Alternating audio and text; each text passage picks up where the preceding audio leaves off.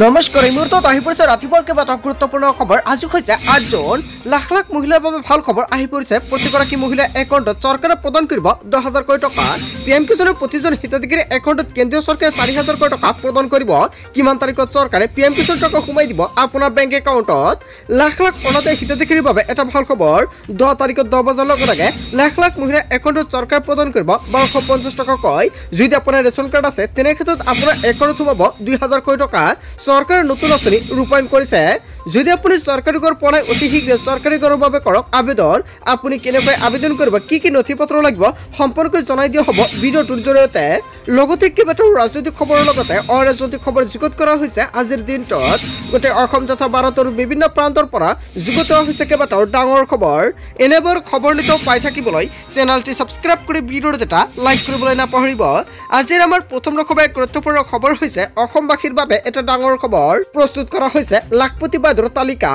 বৰ্তমানলৈকে বাছি উলিওৱা হৈছে 32,29,290 গৰাকী লাখপতি বাইদেউ। দুটা পৰ্যায়ৰ ভেৰিফিকেশ্যন পিছতে বাছি উলিওৱা হৈছে লাখ লাখ মহিলা। 30 লাখ মহিলা একাউণ্টত শীঘ্ৰে সোমাব 10,000 কোটি টকা। অসমৰ মুখ্যমন্ত্ৰী ডক্টৰ হিমন্ত বিশ্ব শৰ্মাই গোটৰ মহিলাক লৈ কেইবাটাও গুৰুত্বপূৰ্ণ সিদ্ধান্ত গ্ৰহণ কৰিছে। যদি আপুনি এজন গোটৰ মহিলা তেনে ক্ষেত্ৰত আপোনাৰ বাবে এটা ভাল খবৰ।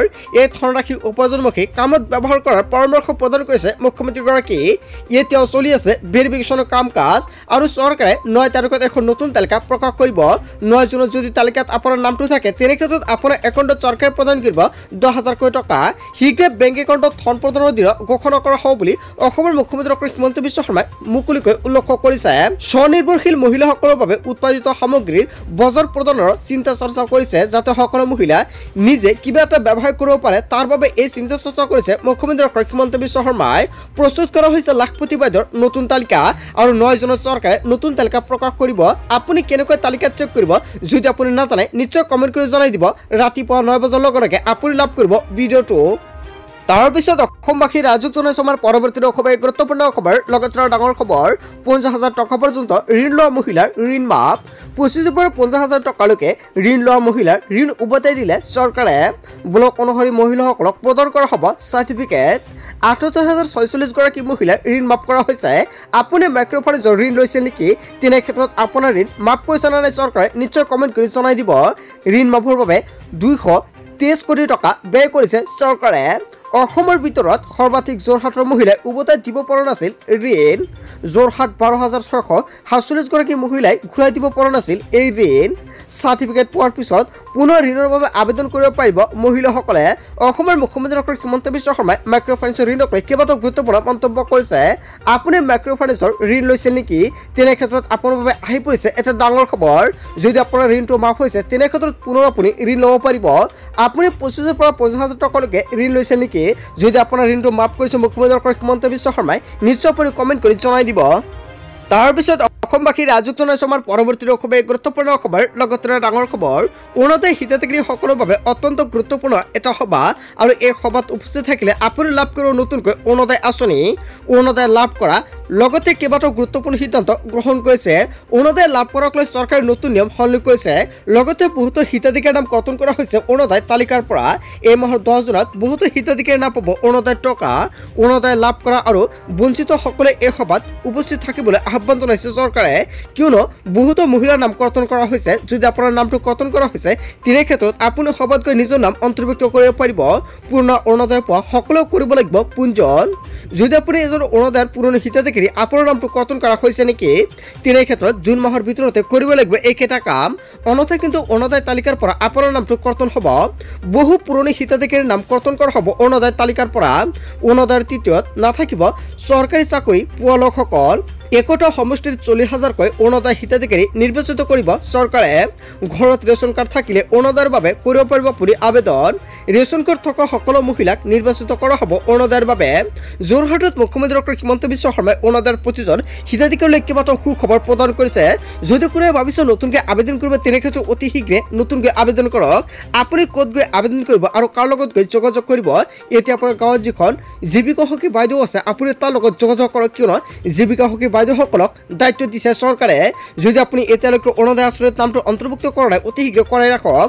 যদি তালিকাৰ পৰা আপোনাৰ নামটো কৰ্তন কৰা হৈছে তথাপি আপুনি নাম অন্তৰ্ভুক্ত কৰিব পাৰিব।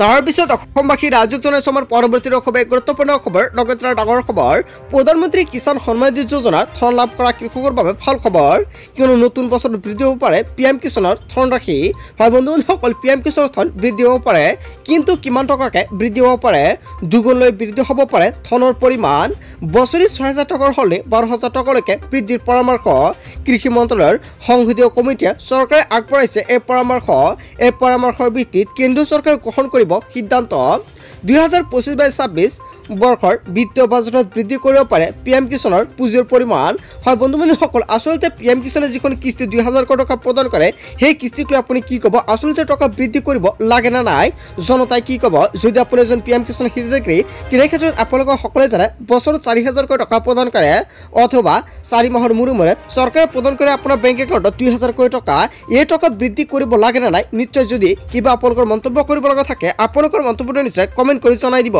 তাৰপিছত অসমবাসী ৰাজ্যক জনাইছো আমাৰ পৰৱৰ্তী খবৰ গুৰুত্বপূৰ্ণ খবৰ লগতে ডাঙৰ খবৰ বিদেশী বহিষ্কাৰক লৈ মুখ্যমন্ত্ৰী ডক্টৰ হিমন্ত বিশ্ব শৰ্মাৰ বৃহৎ ঘোষণা তীব্ৰগতিত চলিব বিদেশী চিনাক্তকৰণৰ কাম কাজ ইয়াৰ পৰা বিদেশী চিনাক্তকৰণ হলে কৰা হ'ব পুজবেক ট্ৰিবিউনেলত পঠিওৱাৰ কোনো দৰকাৰ নাই বিদেশী পুজবেক কৰাৰ ক্ষেত্ৰত কঠোৰ হৈ পৰিছে অসম চৰকাৰ ৰেহাই নাপাব কোনো অবৈধ বাংলাদেশী বিদেশী চিনাক্তকৰণৰ কাম এনআৰচিৰ কাৰণে কিছু স্থবিৰ আছে এই মন্তব্য কৰিছে অসমৰ মুখ্যমন্ত্ৰী ডক্টৰ হিমন্ত বিশ্ব শৰ্মাই বিদেশী চিনাক্তকৰণক লৈ অসমৰ মুখ্যমন্ত্ৰী ডক্টৰ হিমন্ত বিশ্ব শৰ্মা অথবা অসম চৰকাৰে জোৰদাৰভাৱে অভিযান প্ৰক্ৰিয়া আৰম্ভ কৰিছে তাৰপিছত অসমবাসী ৰাজ্যক জনাইছো আমাৰ পৰৱৰ্তী খবৰ গুৰুত্বপূৰ্ণ খবৰ লগতে ডাঙৰ খবৰ বেদখলকাৰীক উচ্ছেদৰ জাননীৰ পিছতে নলবাৰীত হাহাকাৰ পৰিস্থিতিৰ সৃষ্টি হৈছে ৯৩টা পৰিয়ালৰ বাসগৃহত চলিব বুলডোজাৰ ঈদৰ পিছতে ৰাজ্যত চলিব বৃহৎ অভিযান 10 জুনৰ পূৰ্বে ঘৰ খালী কৰাৰ নিৰ্দেশ প্ৰদান কৰিছে অবৈধ বেদখলকাৰীৰ বিৰুদ্ধে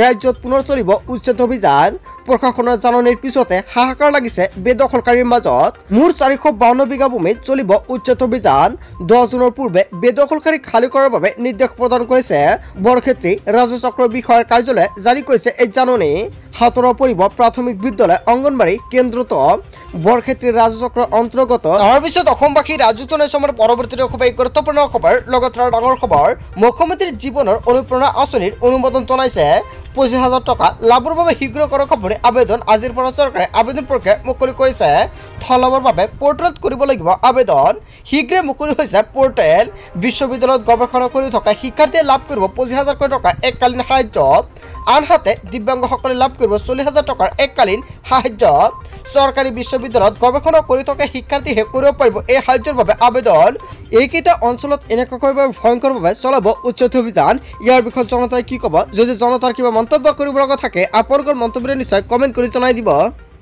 তাৰপিছত অসমবাসী ৰাজ্যক জনাইছো আমাৰ পৰৱৰ্তী খবৰ গুৰুত্বপূৰ্ণ খবৰ লগতে ডাঙৰ খবৰ দেশৰ কৃষকসকলৰ বাবে ভাল খবৰ আহি পৰিছে শীঘ্ৰে কৃষকৰ একাউণ্টত সোমাব ২,০০০ টকা চৰকাৰে দেশৰ কৃষকসকলক আগবঢ়াব এই ধনৰাশি পিএম কিষাণৰ ২০ নম্বৰ কিস্তিক লৈ কেইবাটাও গুৰুত্বপূৰ্ণ মন্তব্য কৰিছে কেন্দ্ৰীয় চৰকাৰৰ তৰফৰ পৰা অৱশেষত ভাল খবৰ আহিছে প্ৰতিজন কৃষকৰ বাবে জুন মাহতে দেশৰ কৃষকসকলৰ বাবে চৰকাৰে মুকলি কৰিব পিএম কিষাণৰ ধনৰাশি দেশৰ প্ৰকৃত কৃষককে প্ৰদান কৰা হ'ব পিএম কিষাণৰ ধনৰাশি লগতে বহুতো হিতাধিকাৰীৰ নাম কৰ্তন কৰা হ'ব তালিকাৰ পৰা যদি আপুনি পিএম কিষাণত আবেদন কৰিছে নতুনকৈ তেনে ক্ষেত্ৰত ২০ নম্বৰ কিস্তিৰ লগতে আপোনাৰ একাউণ্টত চৰকাৰে প্ৰদান কৰিব এই টকা হিতাধিকাৰীসকলে কৰিব লাগিব EKYC আপডেট যদি আপুনি এতিয়ালৈকে EKYC কৰা নাই তেনে ক্ষেত্ৰত অতি শীঘ্ৰে EKYC কৰক EKYC নকৰাসকলৰ একাউণ্টত চৰকাৰে এই টকা প্ৰদান নকৰে পিএম কিষাণৰ চৰকাৰী ৱেবছাইটত কৰিব পাৰিব EKYC কৃষকৰ বাবে মুকলি কৰা হৈছে pmkisan.gov.in আৰু এতিয়া আপুনি pmkisan.gov.in আপুনি লগইন কৰক কৃষকৰ বাধ্যতামূলক নথি